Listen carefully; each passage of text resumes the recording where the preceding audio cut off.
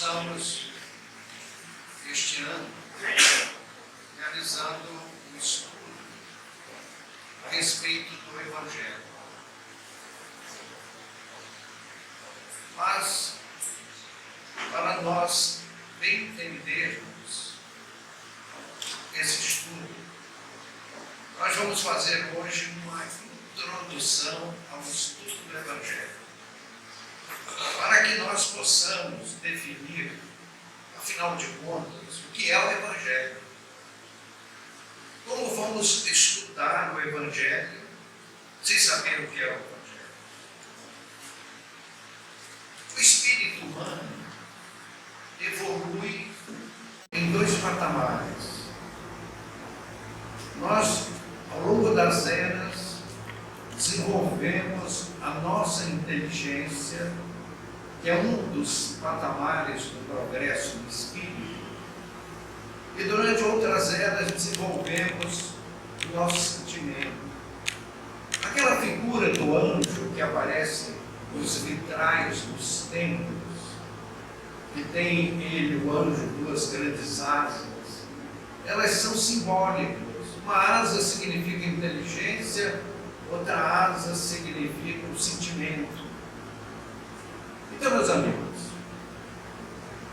nós, desde eras remotíssimas, vimos nos desenvolvendo como filhos de Deus, como seres eternos, para usar uma expressão comum na espiritualidade e pouco usada no mundo terreno entre os homens. Nós éramos, no começo, centros microscópicos de vida. Vejam só, muito difícil para o espírito, no seu estágio primitivista, desenvolver a inteligência, a racionalidade. Nós nos desenvolvemos numa osmose, adquirindo outros elementos, desde eras remotas, até chegarmos aos reinos primitivos da criação, até os mamíferos, e fomos evoluindo e chegando ao reino hominal para iniciar o desenvolvimento da inteligência. Sem dúvida que os animais possuem uma inteligência embrionária. Assisti em épocas passadas experiências na Europa com chimpanzés, e aqueles experimentadores faziam aqueles macacos produzirem efeitos extraordinários, demonstrando que eles possuem uma inteligência. Então, meus amigos, quando na selva o animal procede como presa, desenvolvendo a inteligência numa fúria para se defender dos predadores, e quando, como predador, busca a captura da presa para saciar a sua alimentação, na verdade, esses seres primitivos, em cuja escala já passamos no passado remoto, eles não estão cometendo crime algum. Apenas é que assim o fez a sabedoria divina, para que os filhos do Criador desenvolvessem a sua inteligência. Entretanto, amigos, aquele outro patamar, aquele outro pilar, aquela outra asa simbólica do anjo, que é o sentimento, que é a capacidade de amar, é um processo de desenvolvimento muito difícil e de longo prazo. E quando nós deixamos as cavernas, formamos as primeiras civilizações, chegou a hora da humanidade terrestre receber uma cultura, uma espécie de um manual de instruções para que possamos crescer o nosso espírito em matéria de sentimento. Então, foi nessa época que os dirigentes planetários programaram a vinda de Jesus à Terra. Então Jesus veio até nós através do seu Evangelho como um manual de instruções, um código de procedimento, um manual para que nós saibamos viver a vida com proveito, desenvolvendo os nossos valores. Nós vemos, amigos, o que acontece com o mundo sem evangelho. Muitas pessoas veem o evangelho como alguma coisa mística, empírica, alguma glória celeste, simplesmente. Mas o evangelho, amigos, é aquele código, aquela norma de boa conduta para nos levarmos da animalidade primitiva que ainda carregamos em nós às esferas superiores da vida. Não há outro caminho. Nós vemos pessoas se dizerem mestre. Jesus chamou a atenção. Vós não queirais ser chamados mestres.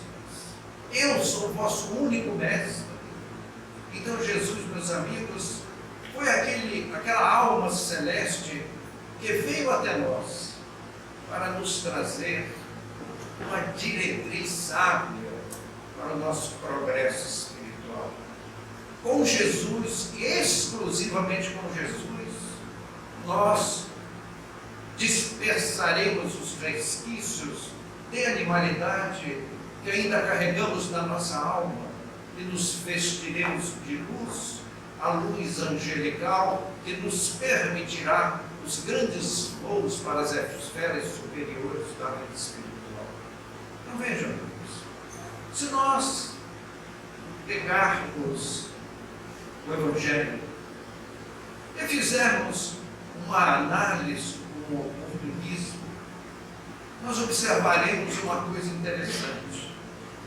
Nós podemos dividir o Evangelho em 5 capítulos, ou em 5 faces.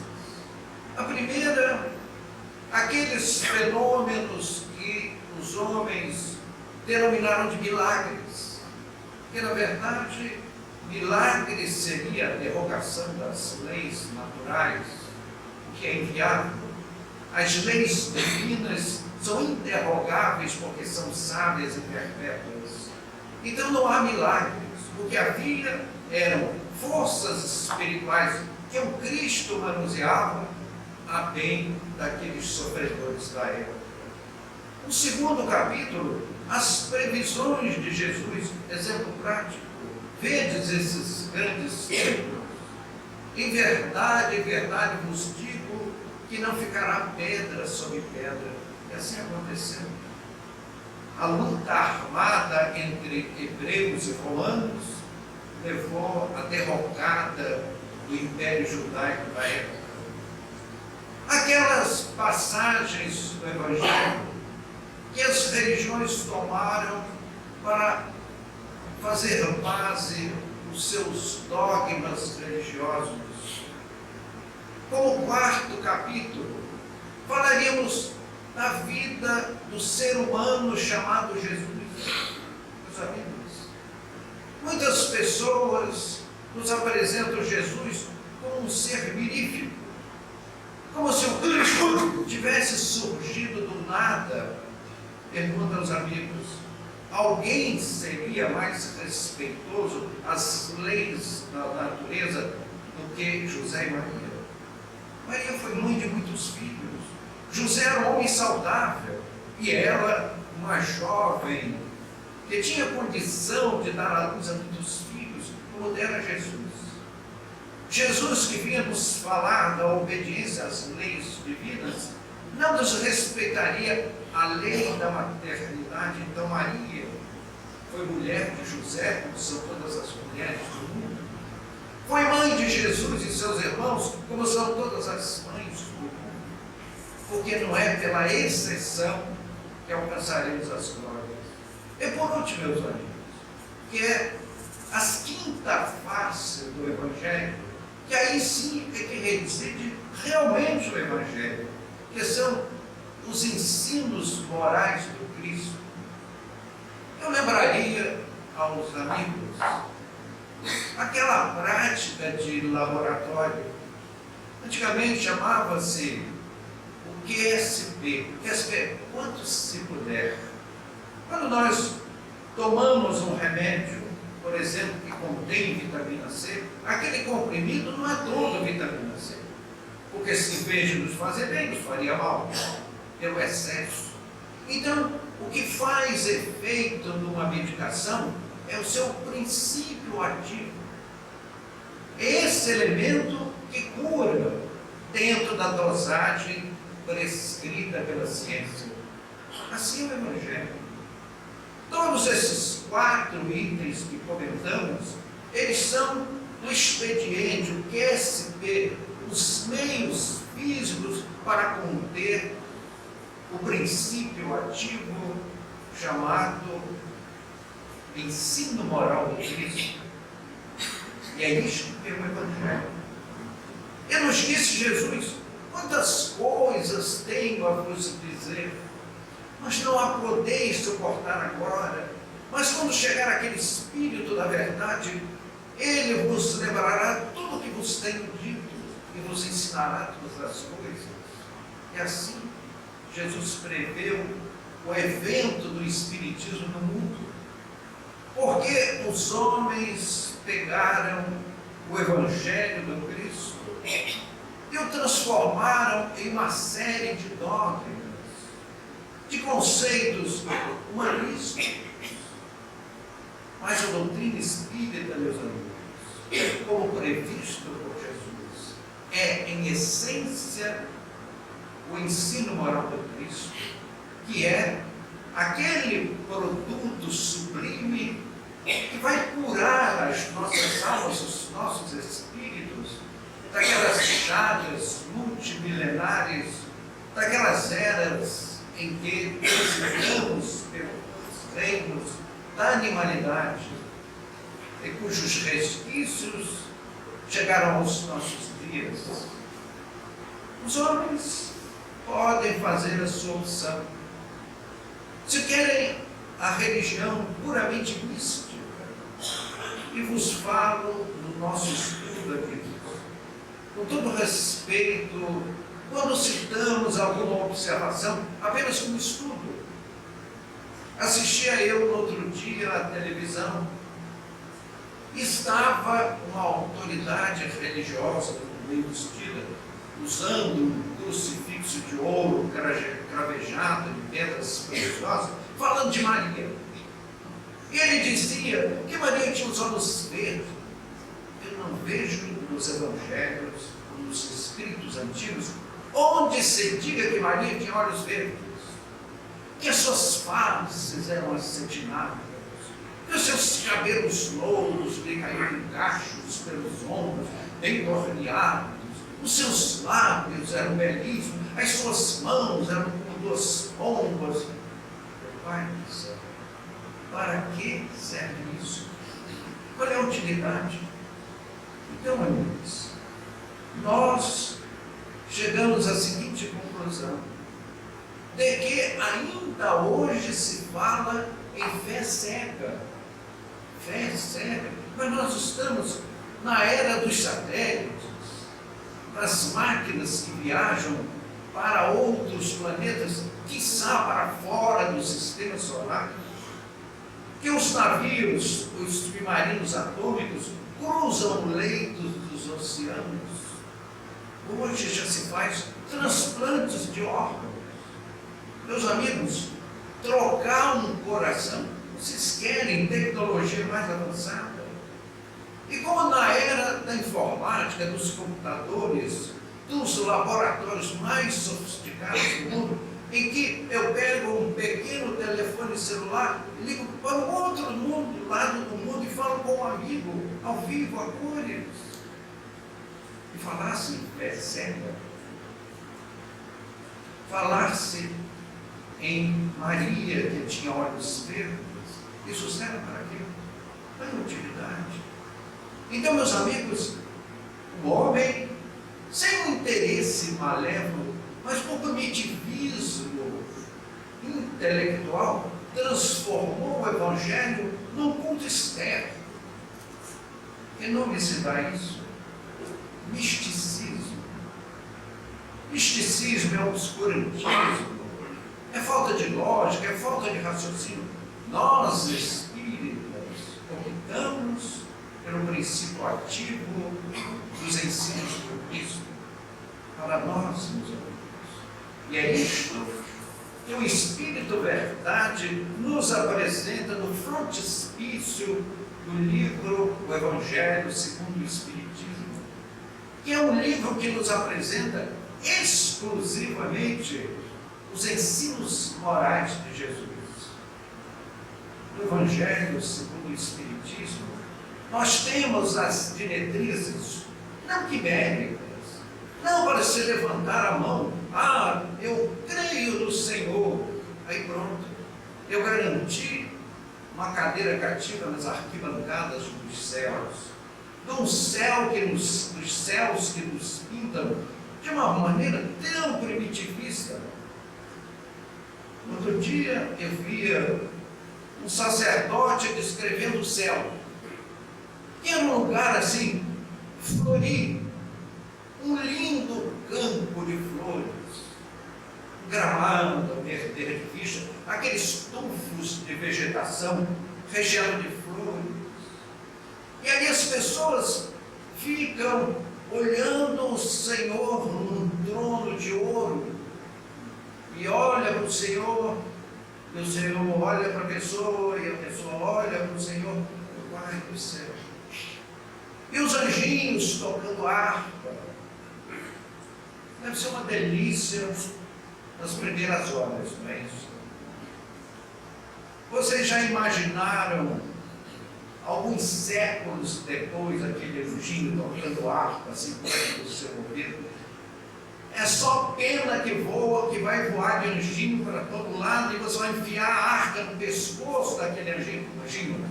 Vai tocar essa harpa, fala que eu não aguento mais. Então, meus amigos, nos pintam um misticismo. A isso se chama misticismo. É um sobrenatural esdrúxulo, sem comprovação. É crer ou não crer.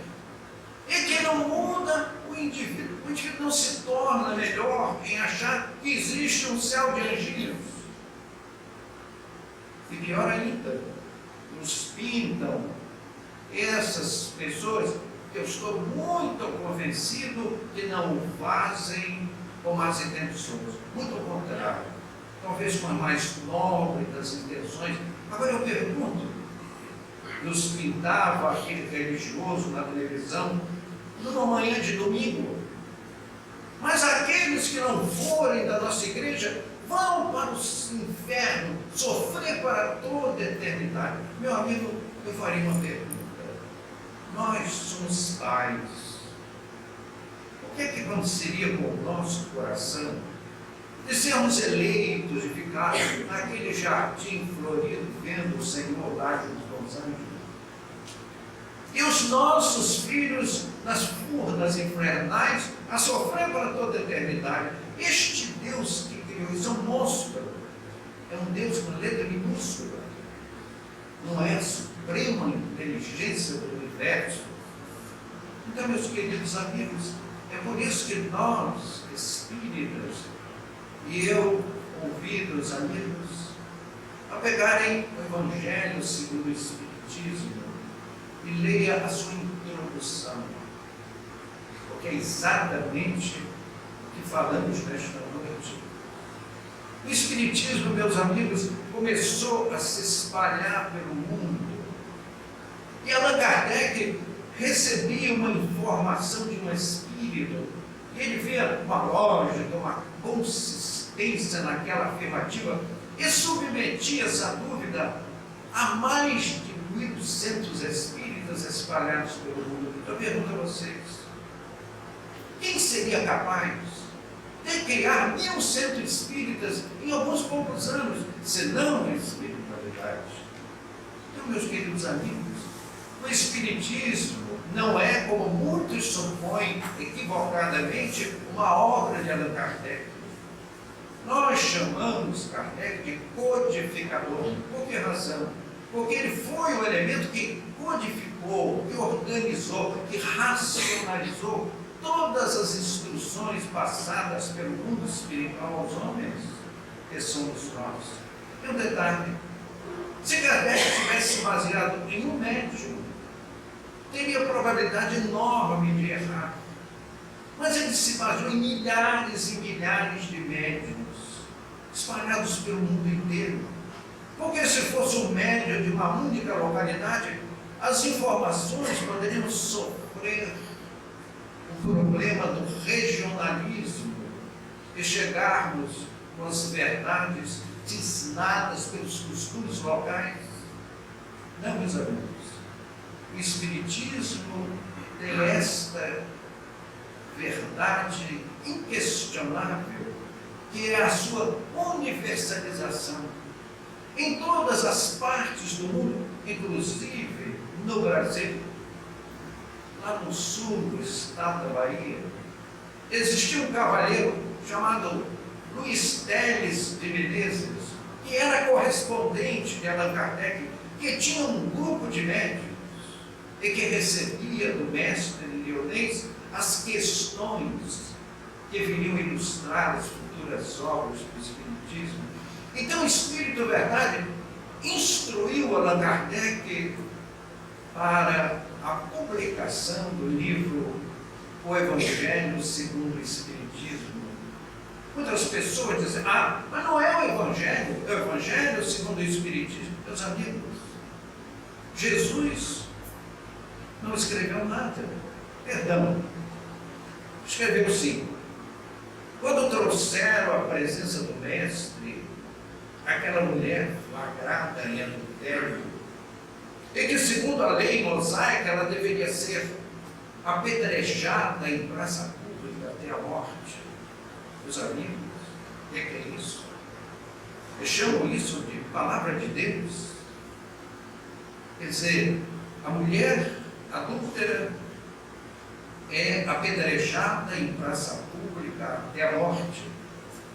E eu pergunto: vai existir a adúltera? Me parece, em bom português, necessário existir uma adúltera. E o que acontece com a adúltera? Nada. A mulher é apedrejada até a morte. Onde está a justiça? Meu filho, palavra de Deus? Não, palavra dos homens. Palavra de homens primitivos que não tinham o mínimo de bom senso. E Jesus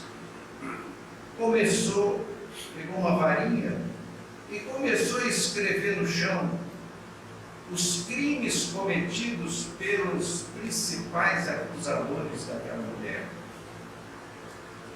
E a começar pelos mais velhos, eles iam se retirando, no final ficou Jesus e a mulher.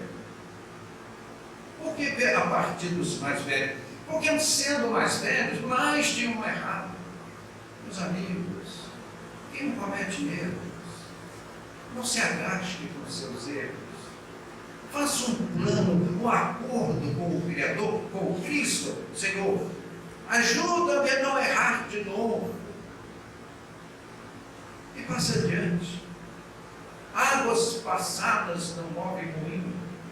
Olhamos para frente, caminhamos para frente com as experiências do passado, com a mente voltada às grandezas celestes. E Jesus então olhou para aquela mulher e perguntou: mulher, onde estão os que te condenam? Ela fez assim, aquela carinha, porque não tinha muito o que dizer, porque realmente ela tinha cometido erros. E Jesus usou uma frase que é um daqueles princípios ativos que mudam o nosso espírito para sempre. Mulher, eu também não te condeno, mas vai e não voltes a pecar. Vejam bem, amigos, eu também não te condeno. E como aparece um sacerdote dizendo: quem não for da sua igreja vai para o inferno sofrer para toda a eternidade, em frontal choque com as expressões de Jesus. Então, meus amigos, você liga a sua televisão hoje, sintoniza um jornal e só ouve falar naquele terrorista que põe uma capa cheia de bombas e que vai no mercado público, explode aquilo, explode primeiro ele, e depois dezenas de pessoas são mortas. Se o Evangelho tivesse chegado no coração dessa pessoa, ele se lembraria que devemos amar a Deus sobre todas as coisas e ao próximo por nós mesmos. Então quem ama o próximo não explode bombas. E isto prova a substância superior do Evangelho de Cristo, que há de transformar o mundo. Se as criaturas fossem verdadeiramente cristãs, não teria havido aquela tragédia com os filhos da África na época da escravatura do Brasil. Não haveria aviões que se chocam contra prédios, como aconteceu com o World Trade Center no dia 11 de setembro de 2001, e que nós, por um efeito mediúnico, 2 dias antes vimos todo aquele cenário acontecer. Enviamos um e-mail para a revista O Clarim, narrando tudo aquilo antes dos fatos acontecerem, e infelizmente a revista não publicou a matéria. Meus amigos, só as lições do Cristo hão de transformar a nossa alma. Agora, meus amigos, as religiões optaram pelo misticismo, por aquelas práticas exóticas, aqueles paramentos bonitos, aqueles templos cheios de luxo e de grandezas humanas, ornamentos, exéquias, liturgias, brilhantíssimos sócio-religiosos ao agrado muito dos nossos costumes humanos. Nós podemos abraçar o misticismo, que é fácil, que é cômodo. Eu adoto uma filosofia religiosa e cumpro todas as suas bulas, todas as suas recomendações. Como eu ouvi uma distinta senhora, olha, às sextas-feiras nós temos que usar uma peça de roupa azul, de vermelho. E por quê? Porque esse azul lembra os poderes de Nossa Senhora. Nós calamos ao comentário, mas dava vontade de perguntar, como é que a senhora sabe disso? E isto serve para quê? Se eu disser ao terrorista, não explodir bomba, porque você deve amar a seu próximo, eu estou dando a ele uma justificativa que Jesus nos ensinou. Mas dizer que use azul na sexta-feira, isto muda o quê? Então, meus amigos, o misticismo nos chama a práticas exóticas, estranhas, que possam ser agradáveis ao visual e às tradições, respeitosamente, porque os nossos comentários não objetivam criticar pessoas ou instituições. Assisti também na televisão uma reportagem em que parecia um sacerdote ao lado de uma imagem de um homem todo ensanguentado, uma coroa de espinho, o sangue correndo pelo rosto. E aí o repórter perguntou ao sacerdote, ele disse, isto aqui é a paixão de Cristo. Meus amigos, eu fico muito entristecido quando eu vejo um crucifixo. O crucifixo é uma imagem, uma tradição que quer nos lembrar o cristianismo. Nós pretendemos ou preferimos lembrar o cristianismo com os ensinamentos de Jesus. Mas aquela cruz, com Cristo ali preso, de braço aberto, preso a parafusos, para que ele não ouse sair daí com um parafuso bem apertado. E vi aquela imagem grotesca, Será que é isto que Jesus deseja de nós?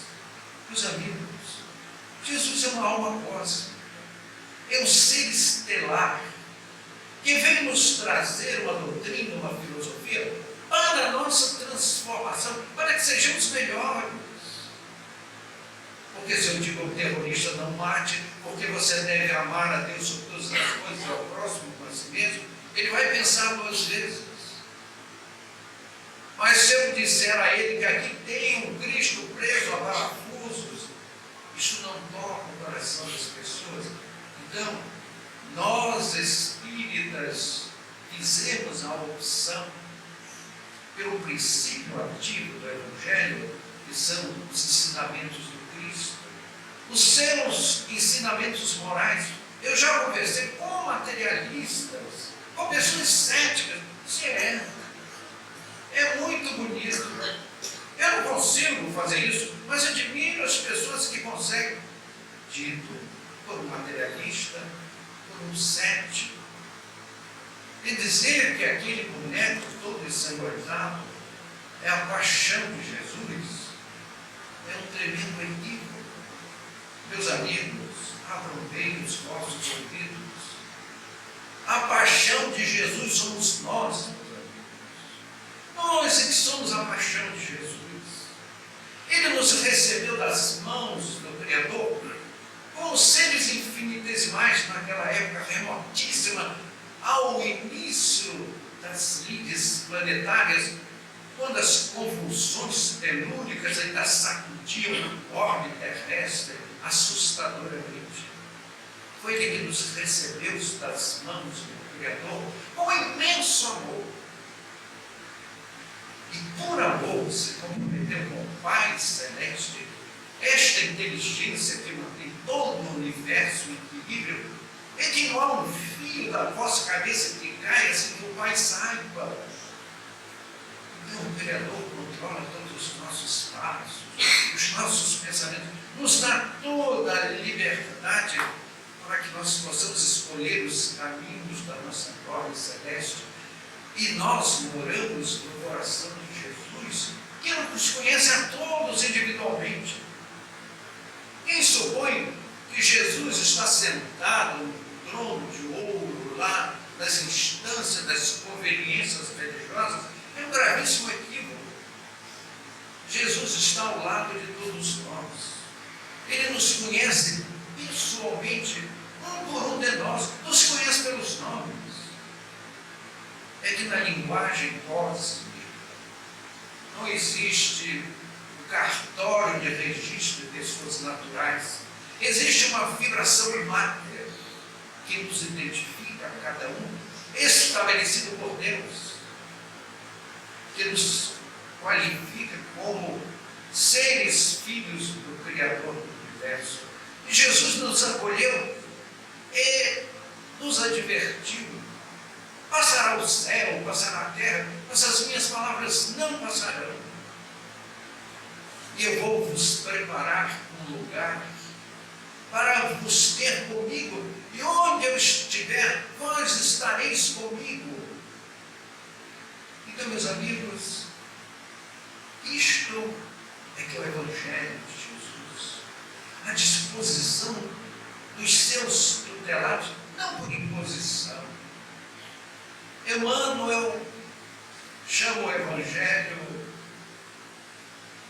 de um atalho evolutivo. Nós podemos friamente colocarmos o Evangelho sobre a mesa, como formalidade, abri-lo, ou um exemplar do Novo Testamento, e ler alguma coisa da boca para fora. Mas a recomendação do Cristo é a nossa integração nos ensinamentos do Senhor. É como diz Emmanuel, o Evangelho é um atalho evolutivo. Se nós preferirmos viver no nosso dia os ensinamentos de Jesus, nós reduziremos o tempo da nossa libertação, dado o nosso atraso, da nossa rivalidade que ainda carregamos no coração. Deus te vê, alma querida, quando te pões na trilha escura para ajudar os filhos da largura, que muitas vezes se vão como almas sofridas no caminho, como chagas pensantes ao relento, entre a nuvem do pó, espancadas do vento, com saudade do pão.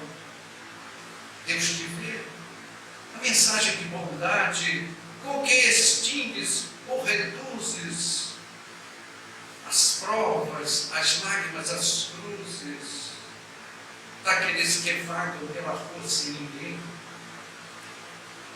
e que te agradece as forças que desprende na ajuda do companheiro em desvalia, seja um tesouro raro ou inesperado, ou simplesmente bem.